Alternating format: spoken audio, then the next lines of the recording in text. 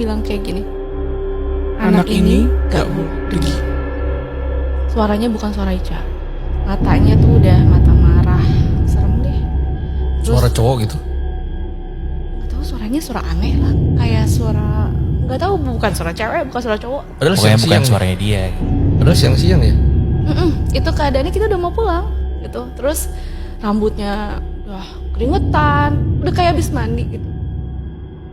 Anak ini gak mau pergi. Di belakang tuh nggak tahu ngapain. Udah kita ini deh gitu, digendong sama Ustadz, akhirnya dia lemes gitu, kita minta tolong sama Pak Kepala Desa yang punya rumah itu, ini ada nggak kita tuh fasilitas lah yang mumpuni nih anak ini bisa istirahat gitu. Kita nggak mau lagi di rumah itu gitu. Akhirnya kita semua ke bis, kita ngikutin si kepala desa ini untuk menuju apa sih kalau di desa tuh, klinik atau puskesmas gitu Puskesmas, kali ya. Nah terus disitulah akhirnya si Ica ini istirahat, kita akhirnya ya solidaritas lah, kalau temen kita berangkat bareng-bareng masa pulang sendiri-sendiri gitu kan. Akhirnya kita ya udah kita bermalam tuh di mobil gitu kan, karena si Icanya nginep kan di klinik itu gitu, karena kita ya udah gitu kan nungguin lah sampai dia udah legaan. Besok paginya hari Minggu kita udah mau pulang, si Ica bangun. Itu pertama kalinya dia subuh bangun gak kecapean, karena dia bangunnya udah siang kan, sekitar jam 8-an deh kita kalau gak salah. Kita udah mau siap-siap pulang, langsung dia kayak, kita di mana? Kata dia kayak gitu kan. Anak-anak langsung kayak, lu nggak ingat? Kata dia kayak gitu kan. Diceritain lah. Di situ Icanya marah, nangis sambil marah. Lu ngada-ngada ya? Kata dia. Lo tau gak sih, selama ini tuh gue ngerasa kalian tuh nyuekin gue. Gitu. Tiap gue ngomong tuh kalian gak ada yang nanggepin, makanya gue selalu pengen balik kamar. Dia bilang kayak gitu. Ya orang-orang pada bingung dong. Kita kayak, maksudnya? Gue tuh selama ini sama barengan sama kalian di ruang tengah, tapi lo tuh pada nyuekin program yang gue saranin. Terus kayak, pokoknya intinya dia ngomong sama kita gak nanggepin, akhirnya dia pengen balik ke kamar. Nah, mungkin secara gak sadar saat dia balik ke kamar itu, gak tahu itu dia lost dia atau bukan, tapi dia langsung refleks ke sana, ke sumur itu gitu. Ya, akhirnya itu sih yang paling, gue sampai merinding. Rasa dia di dunia lain kan. Ya, jadi dia ternyata, kita kan jadi flashback kan.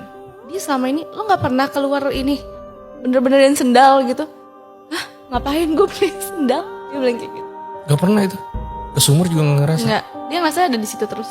Di kamar doang. Tapi dia sadarnya kalau dia ke kamar. Kalau dia, gak ada yang mau dengerin gue. Capek nih, kamar ah. Ya, itu tuh dia sadar. Dan itu yang kita lihat. Gitu. Aneh banget ya.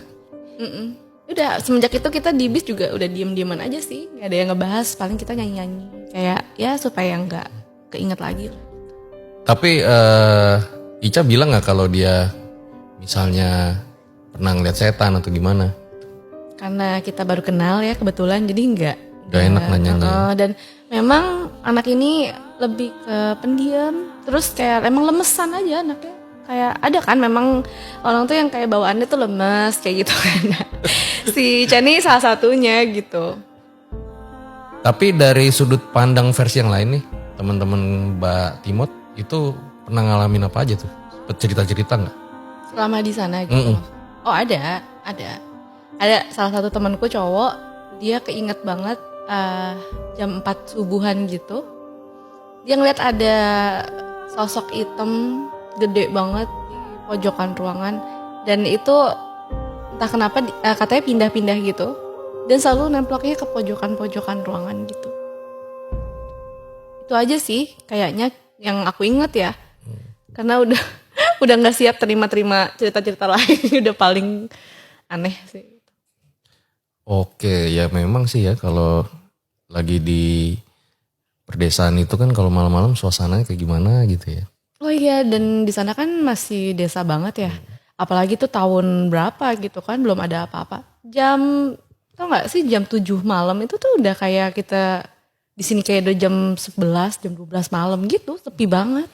Suara-suara jangkrik gitu kan. Penerangan juga kan dikit kan di sana. Bener-bener lampu jalan aja. Lampu di rumah juga kan remang-remang kan, walaupun di pinggir jalan gitu. Rumah warga paling deket berapa tuh kira-kira? Berapa menit? Sebenarnya kalau kita ke rumah warga sih ya